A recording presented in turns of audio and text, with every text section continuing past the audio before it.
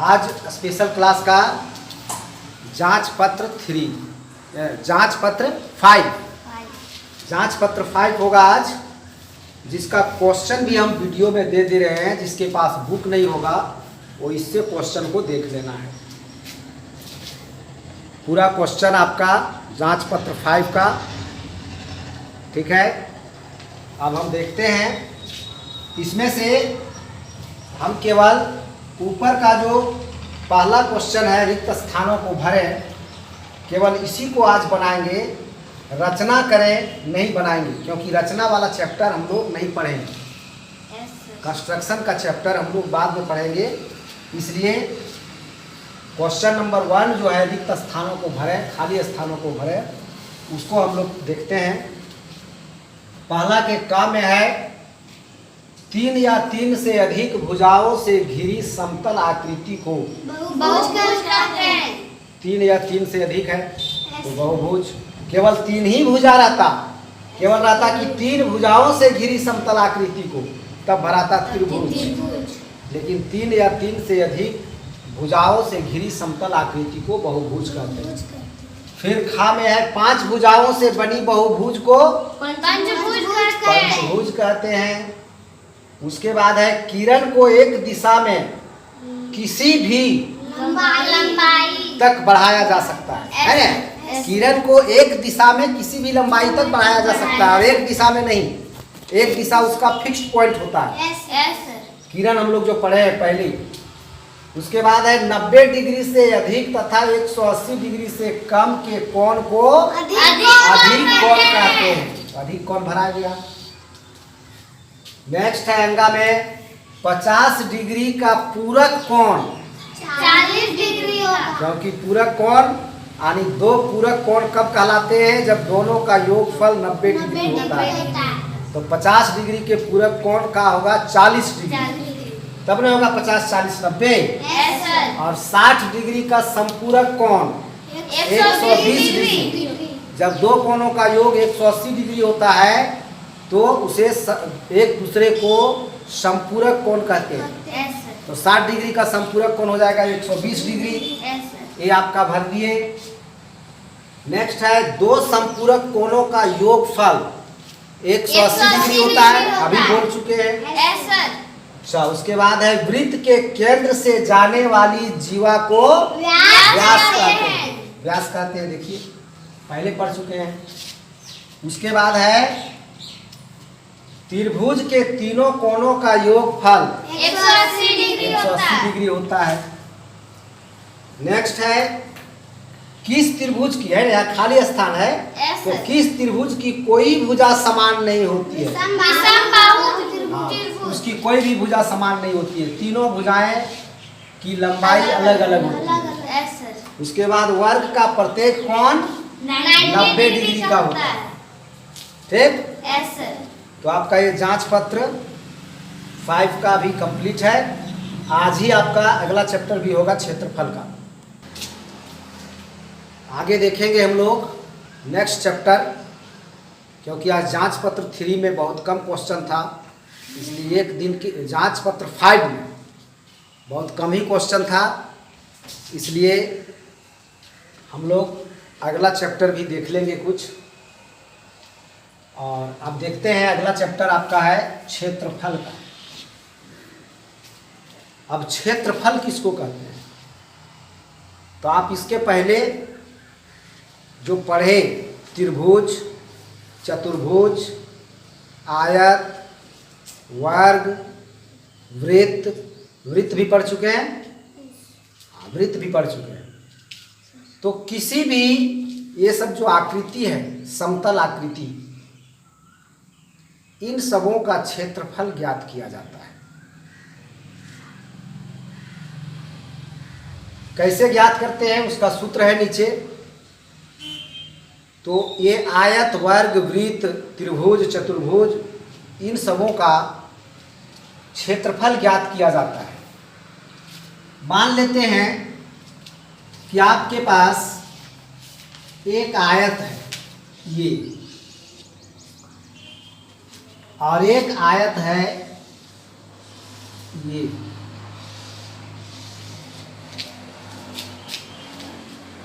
अब आप देख रहे हैं कि दो आयत है यहाँ पर। अगर इसको कलर किया जाए और इसको भी कलर किया जाए तो आप बता सकते हैं कि ज़्यादा कलर किसमें खर्च होगा? छोटा वाला में खर्च होगा कि बड़ा वाला में? बड़ा वाला। तो क्यों खर्च होगा? क्योंकि वो बड़ा है। बड़ा। दूसरे शब्दों में हम कह रहे हैं क्योंकि उसका क्षेत्रफल ज़्यादा है।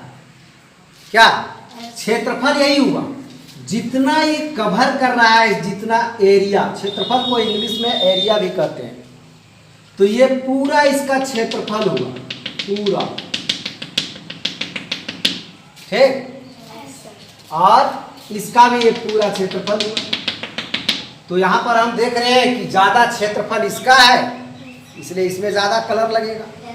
ये बड़ा है इसलिए ज़्यादा लगेगा, ये नहीं कह करके आप इसको दूसरे शब्दों में ऐसा भी कह सकते हैं कि इस आयत का क्षेत्रफल ज़्यादा है, इसलिए इसमें ज़्यादा कलर लगेगा इसके अपेक्षा। ठीक है, तो यही है क्षेत्रफल। क्षेत्रफल आप लोग समझ गए होंगे किसको कहते हैं सो। ठीक है, किसी भी आकृति का क्षेत्रफल किसको कहा जाता है? यानी उसके द्वारा घेरे गए जगह का जो माप होता है उसी को क्षेत्रफल कहते हैं। अब है कि क्षेत्रफल का मात्रक क्या है, क्षेत्रफल को मापते कैसे हैं? तो क्षेत्रफल का मात्रक सबसे पहले, अगर इसकी लंबाई, ये हो गया लंबाई और ये हो गया इसका चौड़ाई। ठीक है, तो अगर लंबाई और चौड़ाई जिस इकाई में दिया हुआ होगा, मीटर में दिया हुआ होगा, तो क्षेत्रफल निकलेगा मीटर में ही, लेकिन उसके पहले वर्ग लग जाएगा। अगर किसी आयत का या किसी वर्ग का लंबाई और चौड़ाई मीटर में दिया हुआ हो तो उसका क्षेत्रफल निकलेगा वर्ग मीटर में। सेंटीमीटर में दिया हो तो क्षेत्रफल निकलेगा वर्ग सेंटीमीटर में। किलोमीटर में दिया हो तो क्षेत्रफल निकलेगा वर्ग किलोमीटर में, यानी उसके पहले वर्ग जुट जाएगा। ठीक है, क्षेत्रफल का मात्रक वही है, वर्ग में आता है। लंबाई चौड़ाई दिया हुआ है जिस चीज में, उसी में वर्ग लग के और तब हम क्षेत्रफल लिखते हैं। ठीक है, तो क्षेत्रफल का मात्रक जो है वो है वर्ग इकाई। वर्ग इकाई। इकाई में क्या आएगा? इकाई में आपका मीटर भी हो सकता है इकाई के जगह पर, सेंटीमीटर भी हो सकता है, मिलीमीटर भी हो सकता है, किलोमीटर भी हो सकता है, डेकामीटर भी हो सकता है, यानी मीटर वाला ही सब होगा, सारा मीटर वाला ही होगा। ठीक है, क्योंकि लंबाई और दूरी जो मापा जाता है उसका इकाई मीटर ही है, चाहे वो सेंटीमीटर हो, चाहे डेकामीटर हो, चाहे किलोमीटर हो, चाहे हेक्टोमीटर। तो जिस चीज में लंबाई और चौड़ाई दिया हुआ रहेगा, क्षेत्रफल उसी का वर्ग में आएगा, इसलिए हम लिख दिए वर्ग इकाई। क्षेत्रफल का मात्रक वर्ग इकाई है, यानी वर्ग मीटर, वर्ग सेंटीमीटर, वर्ग किलोमीटर, वर्ग हेक्टोमीटर। ठीक है, ये है। उसके बाद आपके पास कुछ सूत्र दिया हुआ है। सूत्र है आयत का क्षेत्रफल बराबर, अभी हम बोले थे ना कि आयत का, वर्ग का, वृत्त का, चतुर्भुज का, त्रिभुज का, ये सब। तो इस चैप्टर में आपको आयत और वर्ग के बारे में ही ज़्यादा पढ़ना है, इसलिए आयत का क्षेत्रफल का सूत्र है लंबाई गुने चौड़ाई। ठीक है, अगर इसका, इस आयत का अगर लंबाई है 5 सेमी और चौड़ाई है 3 सेमी, तो इसका क्षेत्रफल होगा 5 गुने 3 वर्ग सेमी, मतलब 15 वर्ग सेमी। कितना हो जाएगा? 15 वर्ग सेमी। सीधा लिख देंगे कि क्षेत्रफल, आयत का क्षेत्रफल बराबर लंबाई गुने चौड़ाई बराबर 5 गुने 3 बराबर 15 वर्ग सेमी। क्योंकि सेमी में दिया हुआ है, इसलिए अगर यही दिया रहता मीटर में तो फिर हम लोग कहते 15 वर्ग मीटर। क्या सेमी में दिया हुआ है इसलिए 15 वर्ग सेमी। फीट में दिया हुआ रहेगा तो वर्ग फीट। लंबाई चौड़ाई फीट में अगर दिया है तो क्षेत्रफल होगा वर्ग फीट में। स्क्वायर फीट उसको कहते हैं इंग्लिश में। ठीक है, तो ये हो गया आपका क्षेत्रफल आयत का। आयत का क्षेत्रफल का ये सूत्र हो गया। ठीक, जब किसी आयत की लंबाई और चौड़ाई दोनों दी हुई है तो उसका क्षेत्रफल निकालने के लिए लंबाई गुने चौड़ाई कर देते हैं। ठीक, और अगर लंबाई निकालना है, आयत का लंबाई निकालना है और चौड़ाई दिया हुआ और क्षेत्रफल भी दिया हुआ है, तब यह सूत्र लगाएंगे। किसी आयत का अगर क्षेत्रफल ज्ञात है और चौड़ाई भी ज्ञात है और लंबाई निकालने के लिए बोला जा रहा है तो आयत की लंबाई बराबर होता है आयत का क्षेत्रफल बटा आयत की चौड़ाई। लिख देंगे बटा में, काट देंगे, जितना आएगा उतना। तो क्षेत्रफल जो दिया रहेगा वो वर्ग में दिया रहेगा। ठीक है, अगर क्षेत्रफल रहेगा तो वर्ग सेमी, वर्ग मीटर, वर्ग किलोमीटर, इस सब में रहेगा। और चौड़ाई दिया रहेगा उसी का इकाई में, लेकिन वर्ग नहीं रहेगा उसमें।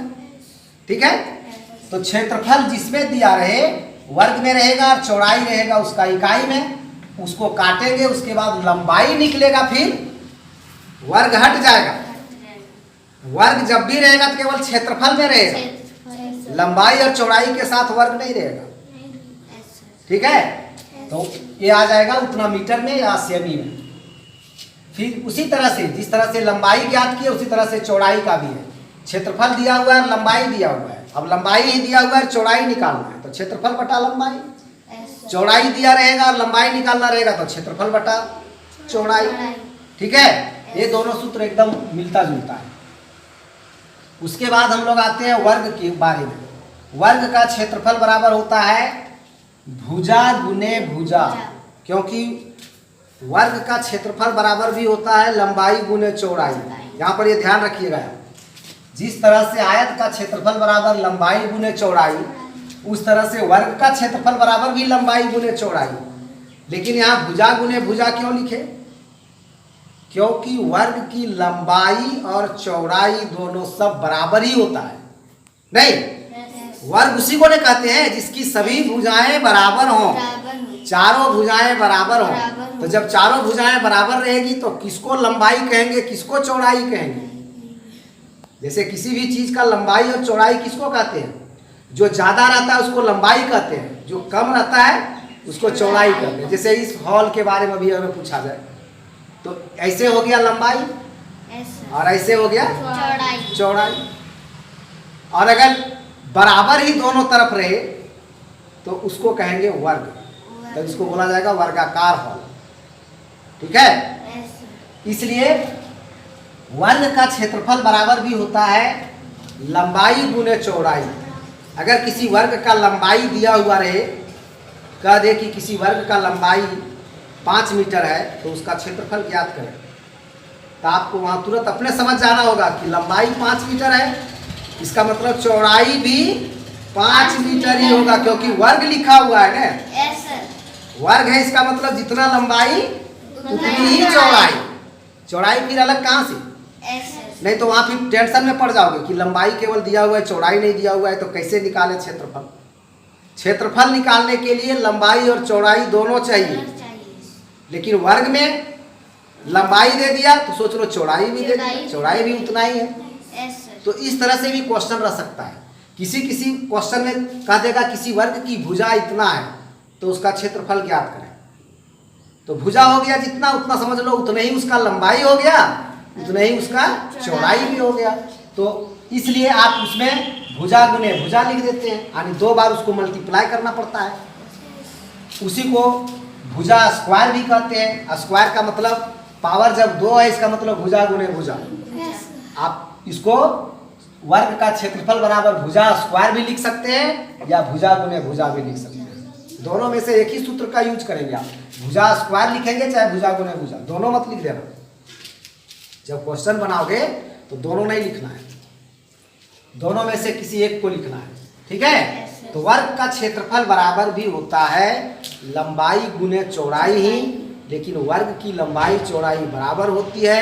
इसलिए अक्सर प्रायः जो है क्वेश्चन में वर्ग की भुजा दी हुई रहती है कि किसी वर्ग की भुजा इतनी है तो इसका क्षेत्रफल ज्ञात करें, तो उसको भुजा गुने भुजा लिखेंगे।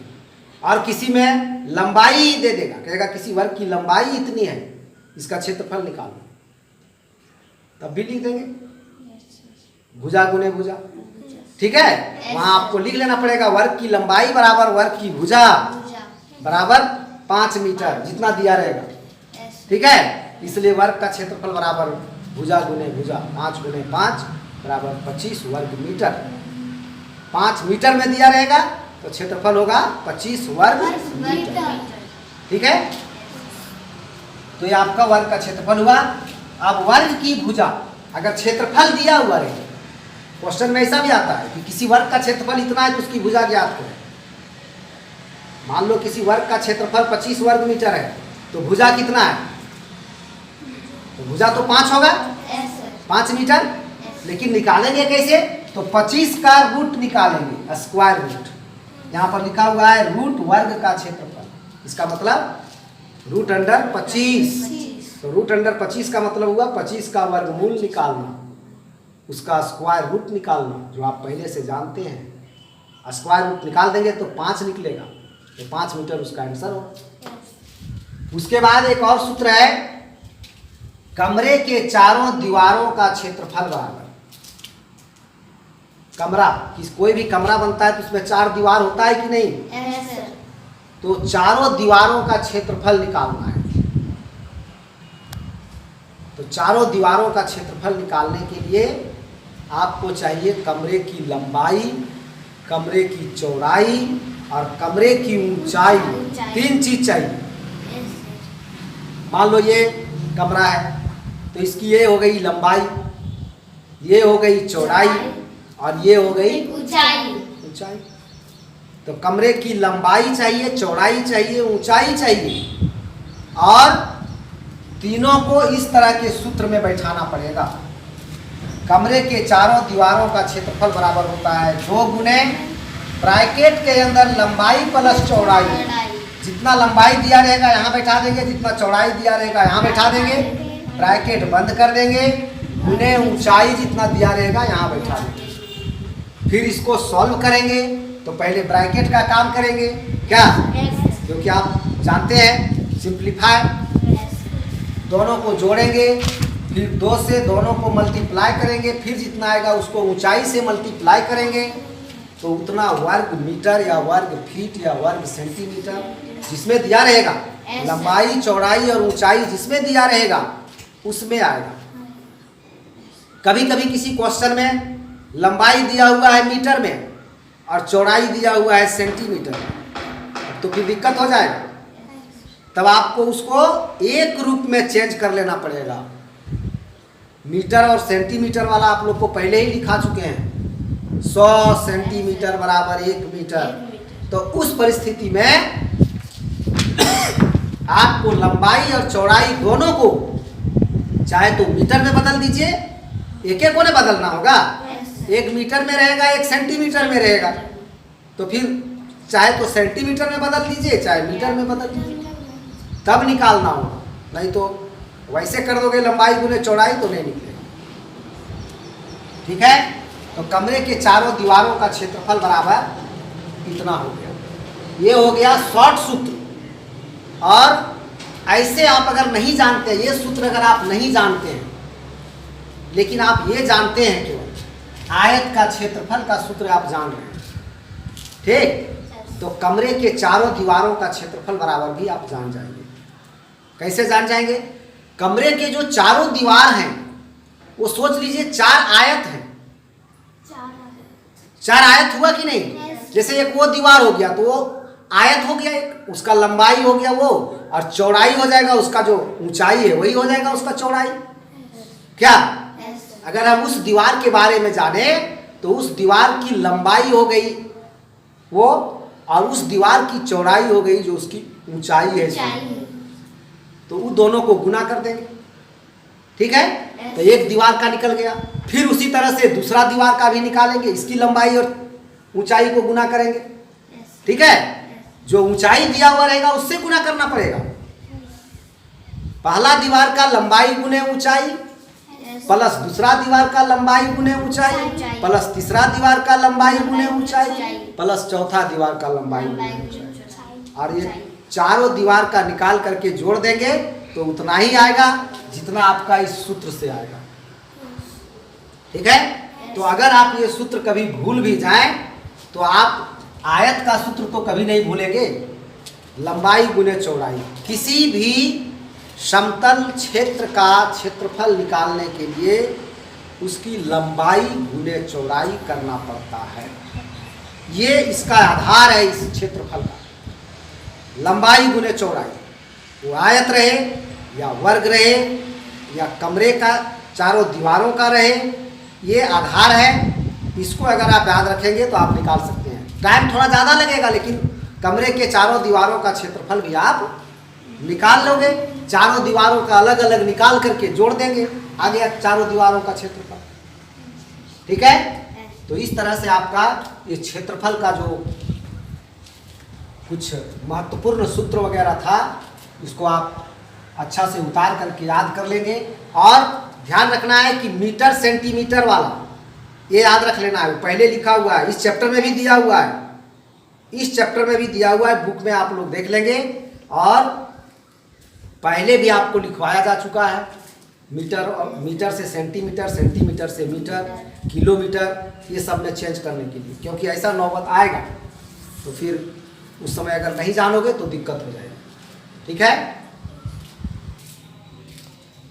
नेक्स्ट देखिए इस चैप्टर में लंबाई और क्षेत्रफल के मात्रकों के आपसी संबंध। ये आप पहले भी लिख चुके थे। 1 सेमी बराबर 10 मिमी, 10 मिमी बराबर 1 सेमी, और 100 सेमी बराबर 1 मीटर, और 1000 मीटर बराबर 1 मिमी। ठीक है, और जब क्षेत्रफल की तरफ जाते हैं, अगर किसी वस्तु की लंबाई और चौड़ाई जब दी हुई है तो मिमी में दी हुई है तो 10 मिमी बराबर 1 सेमी। लेकिन अगर क्षेत्रफल दिया हुआ है मिमी में 100 वर्ग मिमी, तब होगा 1 वर्ग सेमी। क्षेत्रफल में देखिए यहाँ से स्क्वायर हो जा रहा है उसका, ये 10 है तो ये 100 है, ये 100 है तो ये 10,000 है, मतलब 100 गुने 100, 100 गुने 100 करने से जितना आता है उतना यहाँ पर आ जा रहा है।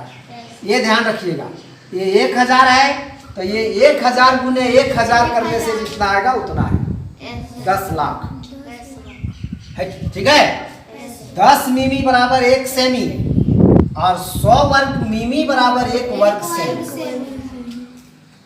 100 सेमी बराबर 1 मीटर और 10,000 वर्ग सेमी बराबर 1 वर्ग मीटर।